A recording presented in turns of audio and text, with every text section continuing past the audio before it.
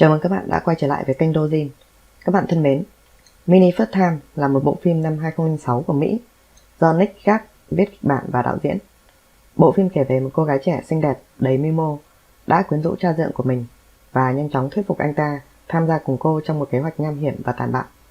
Phim có sự tham gia của các diễn viên Alec Baldwin, Nick Cage, Carrie Ann Moss, Jeff Goldblum và Luke Wilson. Sau đây chúng ta cùng tìm hiểu cốt truyện của bộ phim. Minnie Rock là một nữ sinh trung học thông minh và thích phiêu lưu. Cô đang cảm thấy nhàm chán với cuộc sống của mình. Minnie thử đặt ra cho mình những trải nghiệm độc đáo. Cô ấy gọi chúng là lần đầu tiên. Và để thêm vào danh sách những người đầu tiên của mình, Minnie quyết định thử làm gái gọi. Tuy nhiên, khi đến nơi cô phát hiện ra rằng khách hàng của cô ấy lại chính là Martin, cha dượng của cô ấy. Sau một chút bối rối và lo lắng, cô nở một nụ cười ma mãnh trước gương và bước vào phòng sau khi đã tắt điện và bịt mắt Martin bằng cà vạt của anh ấy. Martin ban đầu bị sốc khi biết danh tính của cô, nhưng một mối tình khắc nghiệt nhanh chóng nảy nở giữa hai người. Để được ở bên nhau, Minnie và Martin lập một kế hoạch khiến mẹ của Minnie là Daniel bị mất trí. Khi kế hoạch của họ thất bại, Minnie thuyết phục Martin giết Daniel. Mặc dù ban đầu anh ta phản đối ý tưởng này, họ cố gắng làm cho có vẻ như Daniel đã tự sát, nhưng họ nhanh chóng thu hút sự chú ý của John, một thám tử, người tin rằng Minnie và Martin đã giết Daniel. Mike, một hàng xóm khác tọc mạch, bị ám ảnh về tình dục với Minnie, và khi Martin biết rằng Minnie đã đến nhà Mike và nhận được những bức ảnh tình dục từ anh ta và Mike đã đánh nhau. Minnie đến nơi và thấy Martin đánh người hàng xóm đến bất tỉnh, và khi cảnh sát đến, họ bắt Martin. Minnie đến thăm Martin trong tù và thừa nhận rằng những bức ảnh tình dục được gửi thực sự là của cô ấy, để khiến Martin nghĩ rằng người hàng xóm đã gửi chúng. Cô cũng tiết lộ rằng cảnh sát cuối cùng cũng sẽ tin rằng anh ta đã giết Daniel vì anh ta có nhiều khả năng là hung thủ. Minnie do đó cuối cùng thoát được tội giết người và thừa kế tài sản của mẹ cô. Bộ phim kết thúc với việc Minnie có bài phát biểu trong lễ tốt nghiệp.